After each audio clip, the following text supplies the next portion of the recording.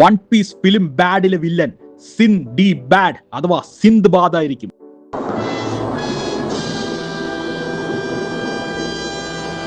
വീഡിയോയിലേക്ക് കിടക്കുന്നതിന് മുമ്പ് എല്ലാവരും ലൈക്കും സബ്സ്ക്രൈബും ചെയ്തേക്കുക. സോ ഈ ആഴ്ച വൺ പീസിന്റെ 2 പുതിയ മൂവീസിന്റെ റിലീസ് ഡേറ്റ് വന്നിട്ടുണ്ടായിരുന്നു.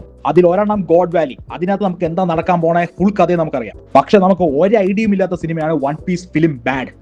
ഇത് മിക്കവാറും സ്റ്റാമ്പീഡും റെഡും സ്ട്രോങ് വേൾഡും ഒക്കെ പോലെ ഒരു നോൺ കാനൻ മൂവി ആയിരിക്കും. ചെറിയ എന്തെങ്കിലും കണക്ഷൻ ഉണ്ടാവും എന്നത് മാറ്റി നിർത്തിയാൽ മെയിൻ സ്റ്റോറിയുമായിട്ട് ഒരു ബന്ധം ഉണ്ടാവില്ല. അങ്ങനെയാണെങ്കിൽ ഈ കഥയിലെ വില്ലൻ ആരായിരിക്കും? വൺ പീസിന്റെ ഓരോ സിനിമ കഴിയുന്തോറും വില്ലന്മാർ സ്ട്രോങ്ങർ ആൻഡ് സ്ട്രോങ്ങർ ആയി വരികയാണ്. സ്ട്രോങ് വേൾഡ് തൊട്ട് നോക്കുവാണെങ്കിൽ സ്ട്രോങ് വേൾഡിലെ ഷീക്കിക്ക് ഹക്കി എന്താന്ന് പോലും അറിയില്ല. അത് കഴിഞ്ഞിട്ട് വന്ന ഫിലിം സിയില് സെഡിന് ഹക്കി ഉപയോഗിക്കാൻ അറിയാം.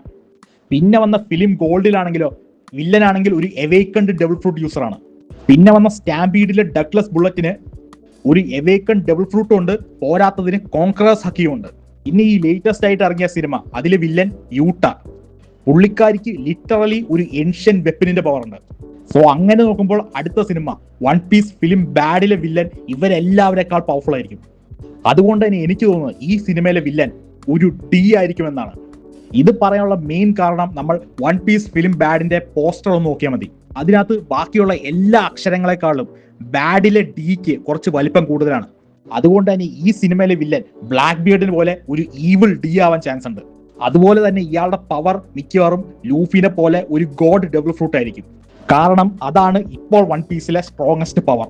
പിന്നെ ഈ വില്ലന്റെ പേര് സിന്ദ് ദി ബാഡ് അഥവാ സിന്ദ്ബാദ് എന്നാണെന്ന് ഞാൻ പറയാനുള്ള കാരണം മെയിൻ റീസൺ എന്താണെന്ന് വെച്ചാൽ ഈ സിനിമയ്ക്ക് എന്തുകൊണ്ട് ബാഡ് എന്ന് പേര് വന്നു എന്നതിന് ഒരു സെൻസ് കിട്ടും. ഗോൾഡ് റോജർ ആയതുപോലെ സിന്ദ് ദി ബാഡും സിന്ദ്ബാദ് ആയതായിരിക്കാം.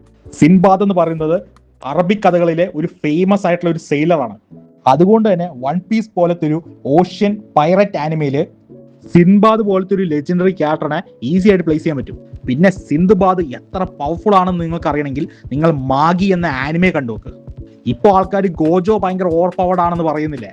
അന്നത്തെ കാലത്ത് ഗോജോ ആയിരുന്നു സിന്ദ്ബാദ്, ദി ഒറിജിനൽ ഗോജോ. മാഗിയിലെ സിന്ദ്ബാദിന്റെ ഒരു അല്പം പവർ ഈ വൺ പീസ് വില്ലന് കൊടുത്താൽ മതി. അങ്ങനെയാണെങ്കിൽ വൺ പീസിലെ ദ മോസ്റ്റ് പവർഫുൾ വില്ലൻ ആവാൻ ഈ ക്യാരക്ടറിന് പറ്റും.